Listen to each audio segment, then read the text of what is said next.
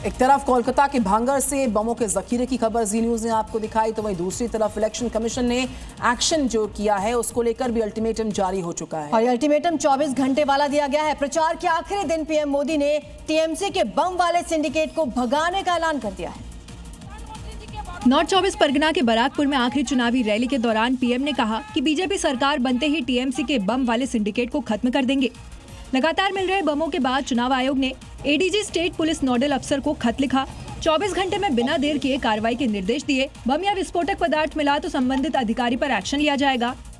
यानी बीजेपी जो बंगाल में सरकार बनाने का दावा कर रही है, अगर वो सही हुआ तो हर सुझाव दिन बमबाज का हिसाब होगा।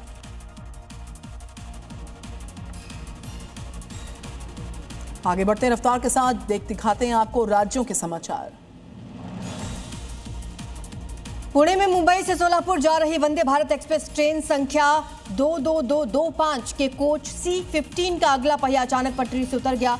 हादसा पुणे रेलवे स्टेशन पर हुआ। घटना के बाद कोच के तमाम यात्रियों को सुरक्षित बाहर निकाल लिया गया।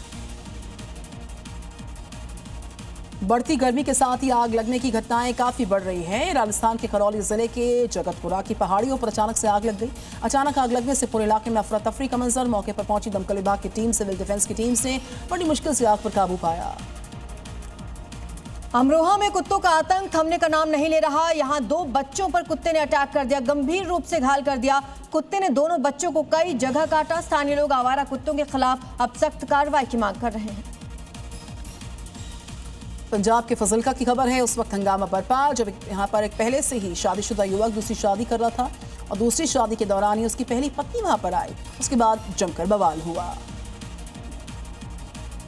जयपुर के राजा रामपुरा में मंदिर माफिया की जमीन पर बने निर्माण को हटाने के लिए प्रशासन की तलवार लटक गई है। कोर्ट के आदेश पर तहसील प्रशासन ने अतिक्रमण को हटाने के लिए 27 अप्रैल की तारीख तय की थी। अब अतिक्रमणकारियों को नोटिस भी दिए गए, लेकिन कार्रवाई के लिए कोई पहुंचा नहीं। तो बड़ी खबर पश्चिम बंगाल के न्यू टाउन इलाके से है। इलेक्शन से ठीक पहले पुलिस और जो केंद्रीय बल है उन्होंने सघन जांच अभियान चला दिया है। रात 10 बजे से 29 तारीख तक मतदान खत्म होने तक दुकानों को बंद रखने के आदेश दे दिए गए हैं। साथ ही 5 से ज्यादा लोगों के जमा होने पर पाबंदी लगा दी गई।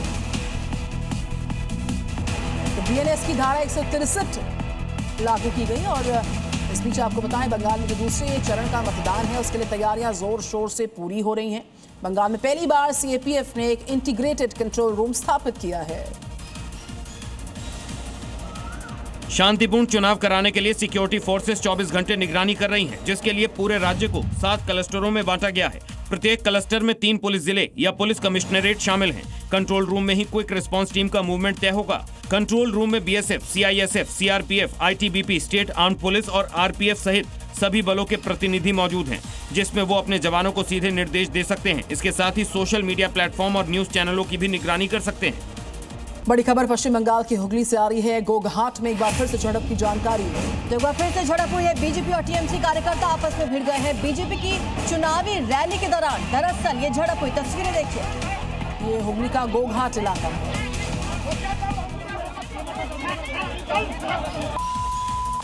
आरामबाग के गोघाट इलाके में बीजेपी की चुनावी रैली के दौरान टीएमसी कार्यकर्ता आमने सामने आ गए, जिसके बाद दोनों तरफ से लाठी डंडे चलने लगे। आसपास खड़ी गाड़ियों में भी तोड़फोड़ हुई। दोनों पक्षों के कई लोग घायल हुए और बवाल के दौरान टीएमसी की महिला सांसद की गाड़ी को भी निशाना बनाया गया, जिसका आरोप उन्होंने बीजेपी पर लगाया। बीजेपी ने इन आरोपों को पूरी तरह से खारिज करते हुए कहा कि टीएमसी ने लोगों का ध्यान भटकाने के लिए इस घटना को खुद ही रचा था। तो पश्चिम बंगाल के दूसरे चरण की वोटिंग से पहले भी हिंसा जारी रही। गोघाट के बर्मा इलाके में बीजेपी रैली के दौरान टीएमसी और समर्थक आपस में भिड़ गए। इधर पश्चिम बंगाल में 29 अप्रैल को दूसरे चरण की वोटिंग होनी है, लेकिन उससे पहले बंगाल में जिंदा और कच्चे बम मिलने का सिलसिला रुक नहीं पा रहा। और इन बमों को बनाने वाला जो मास्टरमाइंड है सुजाउद्दीन मोल्ला है, एपी सेंटर है। और इसका जो एपी सेंटर है इस लोकेशन का वो भांगर बताया गया। और इलाका जिसका इतिहास राजनीतिक हिंसा के लिए, बम की घटनाओं के लिए खासा जाना जाता है।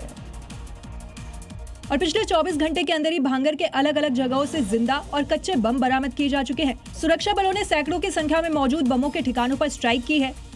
इन बमों का कनेक्शन जुड़ता है सुजाउद्दीन मोल्ला से, जो ऑर्डर पर बम तैयार करता था, और उसके साथ इसमें उसके पिता और दूसरे लोग शामिल थे। पुलिस ने सूचना पर रेड मारकर आरोपी को पकड़ा। जिसमें खुलासा हुआ कि मार्च में बम बनाने के दौरान विस्फोट में एक मौत और 3 लोग घायल हुए थे, जिसमें मुख्य आरोपी सज्जाउद्दीन था। अब पुलिस दूसरे आरोपियों की तलाश में है और इसी तलाशी के दौरान बमों के मिलने का सिलसिला जारी है।